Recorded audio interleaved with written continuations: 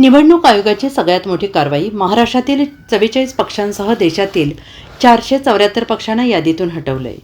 केंद्रीय निवडणूक आयोगाने सर्वात मोठा निर्णय घेतलेला आहे. निवडणूक आयोगाने निवडणूक व्यवस्थेत पारदर्शकता आणण्यासाठी देशातील 474 नोंदणीकृत अमान्यताप्राप्त राजकीय पक्षांना यादीतून काढून टाकले. यात महाराष्ट्रातील 44 पक्षांचा समावेश आहे. त्यासोबतच आणखी 359 पक्षांविरुद्ध यादीतून काढून टाकण्याची प्रक्रिया सुरू करण्यात आलेली आहे. त्यामुळे या पक्षांना मोठा धक्का बसलेला आहे. निवडणूक आयोगाने या कारवाईबद्दल बोलताना सांगितलं, सलग 6 वर्ष कोणत्याही निवडणुकीत भाग न घेतलेल्या पक्षांना यादीतून काढून टाकण्यात आलेलं आहे. लोकप्रतिनिधी कायदा 1951च्या कलम 29 अंतर्गत घालून दिलेल्या अटीनुसार हे पाऊल उचलण्यात आलेलं आहे. यात महाराष्ट्रातील 44 पक्षांचा समावेश आहे. मात्र या पक्षांची यादी अद्याप समोर आलेली नाही.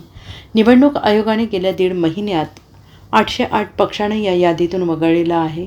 पहिल्या टप्प्यात 9 ऑगस्ट 2025 रोजी 334 नोंदणीकृत अमान्यताप्राप्त पक्षांना यादीतून काढून हटवण्यात आलं होतं. त्यानंतर आता दुसऱ्या टप्प्यात 18 सप्टेंबर रोजी आणि 474 पक्षांना यादीतून काढून टाकण्यात आलेलं आहे.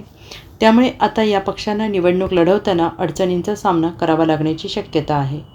Bureau report, SBN Marathi, Delhi.